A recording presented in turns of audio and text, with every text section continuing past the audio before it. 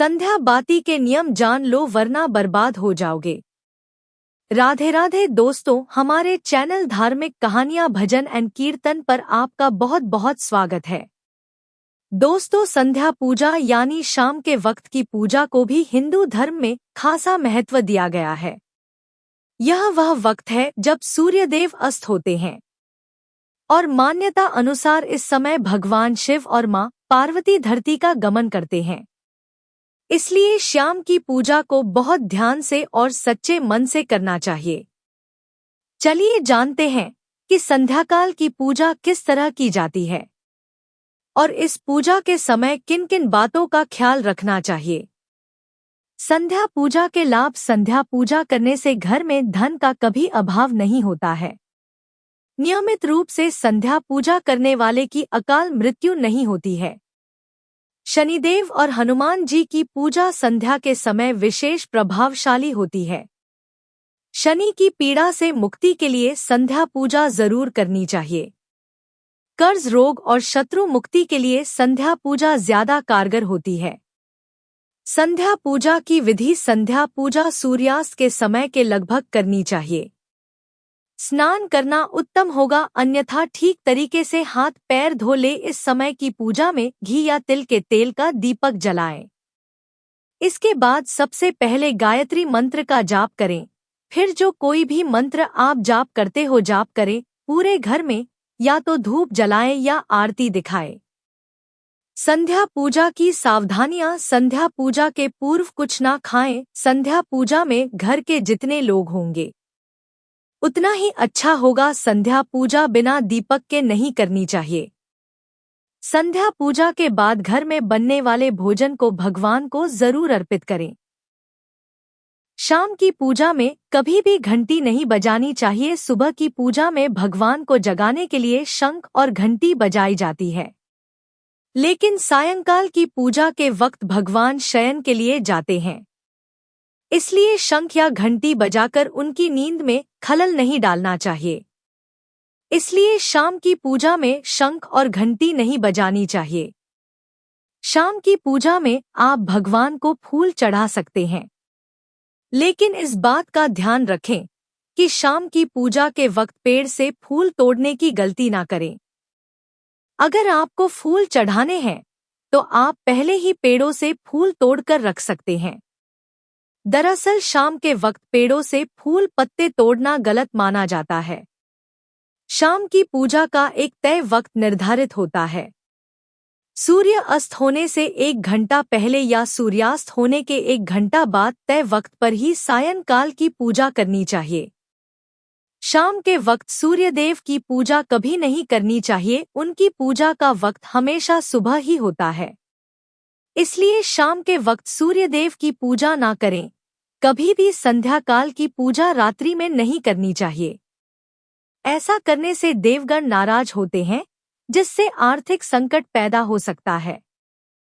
सायंकाल की पूजा के समय तुलसी के पौधे के आगे दीपक जलाना अच्छा माना जाता है, लेकिन इस समय तुलसी के पत्ते नहीं तोड़ने चाहिए। इतना ही नहीं, सायंकाल की पूजा में तुलसी के पत्तों को भी नहीं चढ़ाना चाहिए। संध्या पूजा में दीपक जलाने के नियम। एक कहाँ रखे दीपक। ज्योतिष शास्त्र की माने तो पूजा करते समय केवल दीप जलाना ही पर्याप्त नहीं है, बल्कि उसे कहाँ रखना है यह भी जानना उतना ही जरूरी है। इसलिए दीप को हमेशा भगवान की तस्वीर के ठीक सामने रखना चाहिए। इसके अलावा अगर घी का दीपक जला रहे हैं तो उसे अपने बाएं हाथ की ओर रखें, और तेल का दीपक जला रहे हो तो उसे अपनी दाईं ओर रखें। 2 कैसी होनी चाहिए बाती। बहुत से लोग हर तरह के दीप में एक ही बाती का इस्तेमाल करते हैं, लेकिन घी और तेल की बाती अलग अलग होनी चाहिए। अगर आप घी का दीपक जला रहे हो तो दीप में रुई की बाती रखें, लेकिन अगर तेल का दीपक जलाएं तो उसमें लाल धागे की बाती बनाएं। ऐसा करना शुभ माना जाता है। 3 किस दिशा में जलाएं दीपक। बहुत से लोग घर के कोनों में भी दिया जलाते हैं, लेकिन ध्यान रखें कि दीपक को कभी भी पश्चिम दिशा में ना रखें। ऐसा करने से आर्थिक परेशानियों का सामना करना पड़ सकता है। साथ ही दीपक को इस तरह से भी ना रखें कि उसकी रोशनी दक्षिण साउथ दिशा की ओर पड़े। शाम के समय घर के मुख्य द्वार पर दीपक जलाना भी शुभ होता है।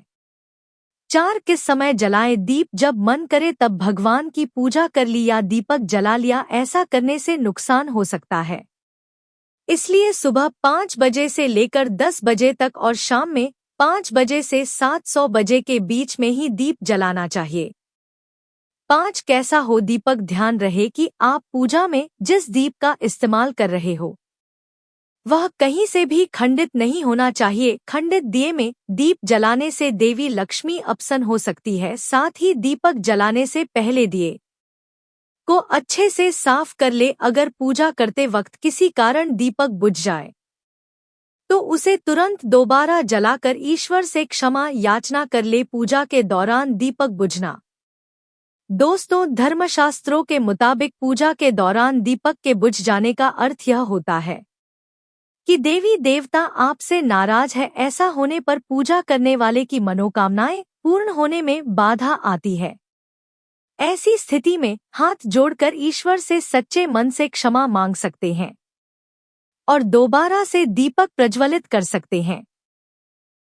पूजा के दौरान दीपक बुझ जाने का एक अर्थ यह भी होता है कि व्यक्ति सच्चे मन से ईश्वर की आराधना नहीं कर रहा है।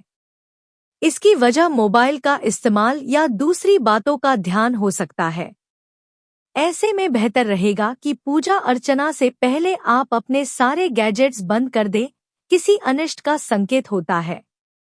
दीपक का बुझना। आरती के समय दीपक का बुझना किसी अनिष्ट के होने का संकेत होता है।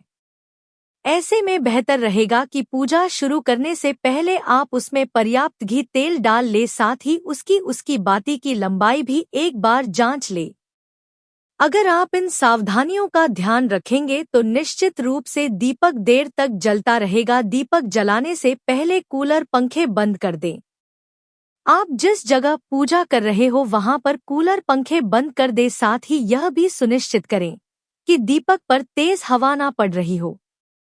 अगर उस तक तेज हवा आ रही हो तो किसी चीज से उसकी ओट कर दे जिससे वह बुझने ना पाए। पूजा के समय दीपक बुझने से नहीं पूरी होती मनोकामना। ज्योतिष शास्त्र के अनुसार ऐसा माना जाता है कि पूजा के दौरान अगर दीपक बुझ जाए तो पूजा करने वाले की मनोकामना पूरी होने में बाधा आती है। पूजा में दीपक बुझ देवताओं की अप्रसार के समय दिया बुझना इस बात का संकेत है कि व्यक्ति ईमानदारी से भगवान की पूजा नहीं कर रहा है। हालांकि दीपक के बुझने के और भी कई कारण हो सकते हैं। विद्वानों का मत है कि यदि किसी पूजा के दौरान दीपक बुझ जाए तो आप हाथ जोड़कर भगवान से क्षमा मांग सकते हैं और फिर से दीपक जला सकते हैं।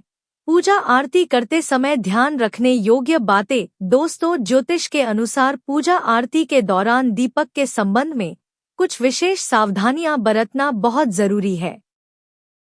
किसी भी व्यक्ति को इस बात का पूरा ध्यान नहीं रखना चाहिए कि पूजा या आरती के दौरान दीपक बाहर ना जाए। इसलिए दीपक बनाते समय इस बात का पूरा ध्यान रखना चाहिए कि दीपक में पर्याप्त मात्रा में तेल या घी हो। हमें दिए में इस्तेमाल होने वाले रुई के बारे में अच्छी जानकारी होनी चाहिए। इससे उत्पन्न बत्ती ठीक से बनानी चाहिए। इस बात का भी ध्यान रखना चाहिए कि जिस स्थान पर आरती की जा रही हो उस स्थान पर हवा बहुत तेज ना चले। अगर पंखा कूलर इधर-उधर चल रहा है तो उसे बंद करना एक अच्छा विकल्प है।